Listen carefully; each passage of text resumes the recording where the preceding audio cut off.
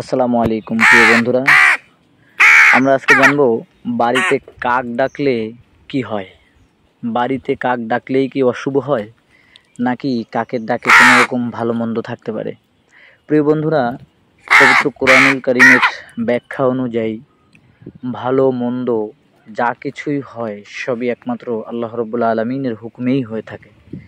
সেটা কোনো পশু পাখির ডাকের কারণে বা তাদের ডাক কেন্দ্র করে হয় না।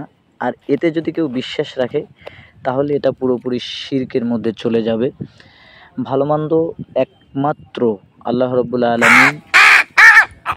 রাব্বুল আলামিনের হাতেই ভালো মন্দ। তিনি যখন চাইবেন তখনই ভালো হবে, তিনি যখন চাইবেন তখনই খারাপ হবে। তাই একটা পাখির ডাককে কেন্দ্র করে আপনার ভালো মন্দ হতে পারে, এখানে যদি আপনি বিশ্বাস রাখেন তবে নিঃসন্দেহে আপনি একদম শিরিক করলেন। তাই পাখির ডাকে কোনো রকম ভালো মন্দ হতে পারে না।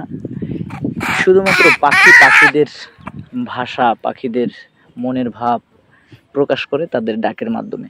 পশু তাদের ডাকের মাধ্যমে তাদের মনের ভাব প্রকাশ করে। সেখানে আপনার আমার ভালো মন্দ থাকাটা ম্যাটার করে না। তাই রাসূল সাল্লাল্লাহু আলাইহি ওয়াসাল্লামের ভাষ্য অনুযায়ী, আল্লাহ রাব্বুল আলামিনের কোরআনুল কারীমের ভাষ্য অনুযায়ী, কাক অথবা কোনো প্রাণীর, কোনো পাখির ডাক আপনাকে আমাকে বিপদে ফেলবে এমন ধারণা রাখা ঠিক না। আমরা অনেকে মনে করি আমরা যখন বাড়ি থেকে বের হই সামনে যদি বিড়াল পড়ে তাহলে অশুভ হতে পারে। এটাও একটা কুসংস্কার, এখানেও আপনার ঈমান চলে যেতে পারে। এরপরে আমরা অনেকে মনে করি সকালবেলা পরীক্ষার দিন যদি ডিম খেয়ে পরীক্ষা দিতে যাই ডিম পাওয়া যাবে, এরকম কিছু ধারণা আমাদের মধ্যে থাকে।